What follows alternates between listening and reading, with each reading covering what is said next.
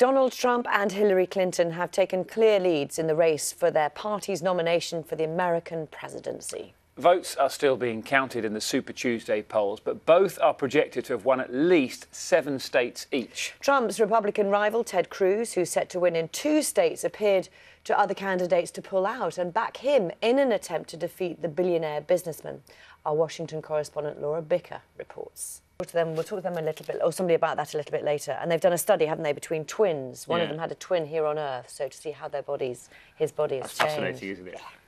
Let's go back to our top story now on the American primaries. The Democratic contender Hillary Clinton and Republican Donald Trump have both won a majority of their primary elections and caucuses on Super Tuesday. Laura, we had beautiful ones, and we've already got some in this morning, which we'll be showing you through the course of this morning as well, Lou. Have we? OK, we'll see a little bit later. Thank you. You still haven't sent one in, though. I mean, I think Carol's mortified that you've not joined in this fun. I will join in. Feeling under pressure now, Carol. Absolutely, Lou. Now, comedian Eddie Izzard is in South Africa this morning. He's just started marathon number 8 of 27. He's trying to complete them all in just 27 days and hoping to raise as much money as he possibly can for sport relief. It's an amazing challenge, which will see Eddie run over 700 miles without a single day off in temperatures that would normally have us, well, me at least, running for cover. Yeah, you know all about that, don't you?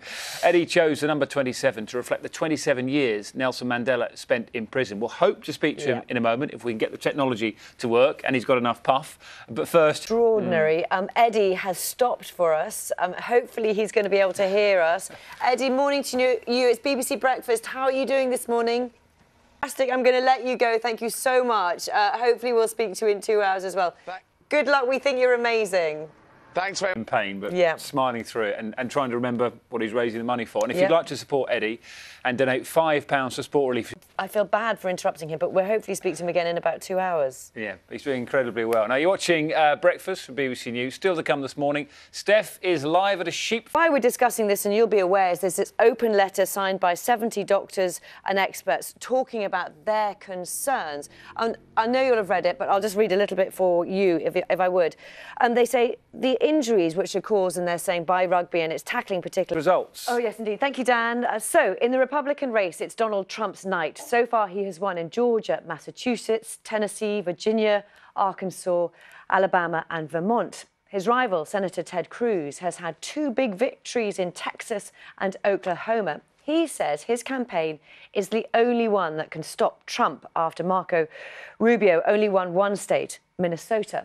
Exit polls from the Democratic Party race show that frontrunner Hillary Clinton has so far won at least 7 states, including Texas, which was the night's biggest prize. Her rival, Bernie Sanders, has won the Democratic primary in his home state of Vermont, as well as Oklahoma, Minnesota and Colorado. For more analysis, let's speak to Sewell Chan. He's the international news editor for the New York Times in London. Morning to you. I know you will have been watching this closely all night. It wasn't really a Super Tuesday for anybody in particular. What do you make, though, of how Donald Trump has done first?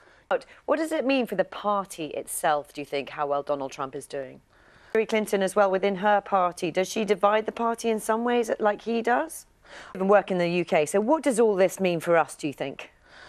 Good morning. First, our main story. Donald Trump and Hillary Clinton have taken clear leads in their race for the party nominations for the American presidency. Yes, votes have been counted in all but 1 state, Alaska, with both candidates taking 7 states each. Trump's Republican rival, Ted Cruz, who's won 2 states, appealed to other candidates to pull out and back him in an attempt to defeat the billionaire businessman. Our Washington correspondent, Laura Bicker, now reports. Well, let's talk to Laura again now. She joins us live from Washington. It's been a long night, hasn't it? What's your kind of, looking back a little, what do you make of it all?